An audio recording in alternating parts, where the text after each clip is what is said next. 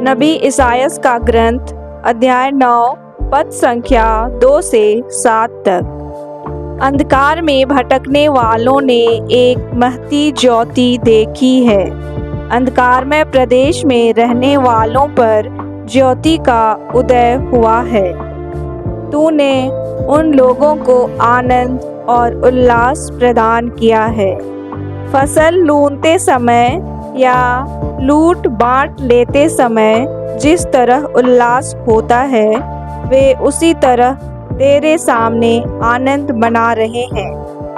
उन पर रखा हुआ भारी जुआ, उनके कंधों पर लटकने वाली बहंगी, उन पर अत्याचार करने वाले का डंडा, यह सब तूने तोड़ डाला है, जैसा कि मिद्यान के दिन हुआ था।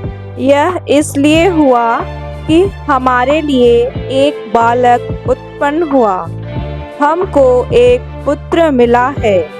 राज्याधिकार उसके कंधों पर रखा गया है और उसका नाम होगा अपूर्व परामर्शदाता, शक्तिशाली ईश्वर, शाश्वत पिता, शांति प्रदान करने वाला राजा।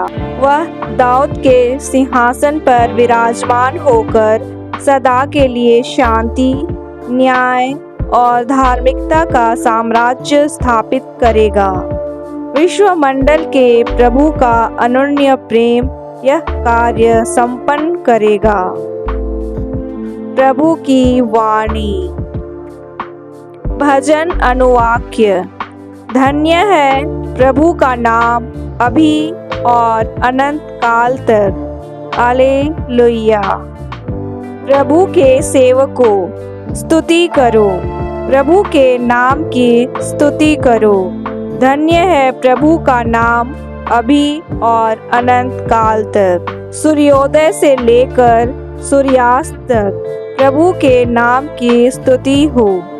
प्रभु सभी राष्ट्रों का शासक है, उसकी महिमा आकाश से भी ऊंची है। हमारे प्रभु ईश्वर के सदृश कौन है?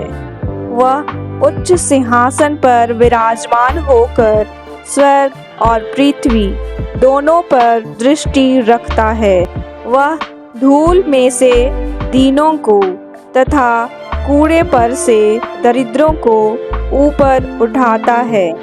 वह उन्हें शासकों के साथ बैठाता है, अपनी प्रजा के शासकों के साथ ही। जय घोष। Hallelujah, hallelujah. प्रणाम प्रभु की कृपा पात्री। प्रभु आपके साथ है, आप नारियों में धन्य हैं। हालेलुया। सुसमाचार। संत लूकस के अनुसार आज का पवित्र सुसमाचार अध्याय 1 पद संख्या 26 से 38 तक। छठे महीने स्वर्गदूत गाब्रिएल ईश्वर की ओर से गलीलिया के नाजरेत नामक नगर में एक कुंवारी के पास भेजा गया, जिसकी मंगनी दाऊद के घराने के यूसुफ नामक पुरुष से हुई थी, और उस कुंवारी का नाम था मरियम। स्वर्गदूत ने उसके यहाँ अंदर आकर उससे कहा, प्रणाम प्रभु की कृपा पात्री, प्रभु आपके साथ है। वह इन शब्दों से घबरा गई और मन में सोचने लगी कि इस प्रणाम का क्या अभिप्राय है। तब स्वर्गदूत ने उससे कहा, मरियम डरिए नहीं, आपको ईश्वर की कृपा प्राप्त है। देखिए, आप गर्भवती होंगी, पुत्र प्रसव करेंगी और उनका नाम यीशु रखेंगी। यह महान होंगे और सर्वोच्च प्रभु के पुत्र कहलाएंगे। प्रभु ईश्वर उन्हें उनके पिता दाऊद का सिंहासन प्रदान करेगा। वह याकूब के घराने पर सदा सर्वदा राज्य करेंगे और उनके राज्य का अंत नहीं होगा। पर मरियम ने स्वर्गदूत से कहा, यह कैसे हो सकता है? मेरा तो पुरुष से संसर्ग नहीं है। स्वर्गदूत ने उत्तर दिया, पवित्र आत्मा आप पर उतरेगा और सर्वोच्च प्रभु की शक्ति की छाया आप पर पड़ेगी। इसलिए जो आपसे उत्पन्न होंगे वह पवित्र होंगे और ईश्वर के पुत्र कहलाएंगे। देखिए, बुढ़ापे में आपकी कुटुंबनी एलिजाबेथ के भी बेटा होने वाला है। अब उसका जो बांझ कहलाती थी 6वां महीना हो रहा है, क्योंकि ईश्वर के लिए कुछ भी असंभव नहीं है।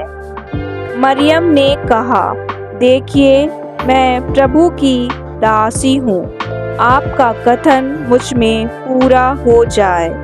और स्वर्गदूत उसके पास से चला गया।